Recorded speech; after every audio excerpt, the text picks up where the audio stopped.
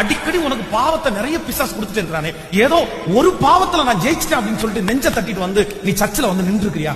இன்னைக்கு ஜெயிச்சடா, இன்னைக்கு உன்னை ஜெயிச்சண்டா அப்படின்னு சொல்லிட்டு என்னைக்காவது ஒரு நாள் சர்ச்சில் வந்து நின்று நெஞ்ச தட்டி இன்னைக்கு ஆண்டவரே ஜெயிச்சுட்டு வந்து நிக்கிற ஆண்டவரே, ஜெயிச்சுட்டு வந்து நிக்கிற ஆண்டவரே அப்படின்னு நீ பேசிருக்கீங்க.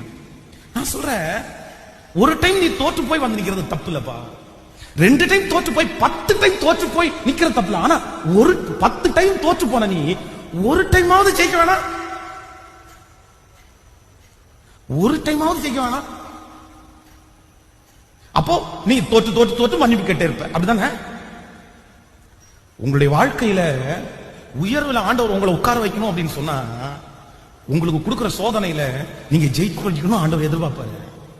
யோசேப்புக்கு பரீட்சை கொடுக்கப்பட்டுச்சான்னு சொன்னா கண்டிப்பா பரீட்சை கொடுக்கப்பட்டுச்சு. அந்த பரீட்சையில அவன் தோற்று போய் வந்து நிக்கல, ஜெயிச்சுட்டு வந்து நிக்கிறான். உடனே தான் ஆண்டவர் சொல்றாரு, உனக்கு சிங்காசனம் ஆயத்தம் ஆயிடுச்சுடா, உனக்கு சிங்காசனம் ரெடி ஆயிடுச்சு. நான் சொல்றேன், நீங்க ஜெயிக்கிற வரைக்கும் சிங்காசனத்துல போய் உட்கார முடியாது. நீங்க ஜெயிக்கிற வரைக்கும் சிங்காசனத்துல போய் உட்கார முடியாது. நீங்க எப்ப ஜெயிக்க போறீங்க? எப்ப ஜெயிக்க போறீங்க?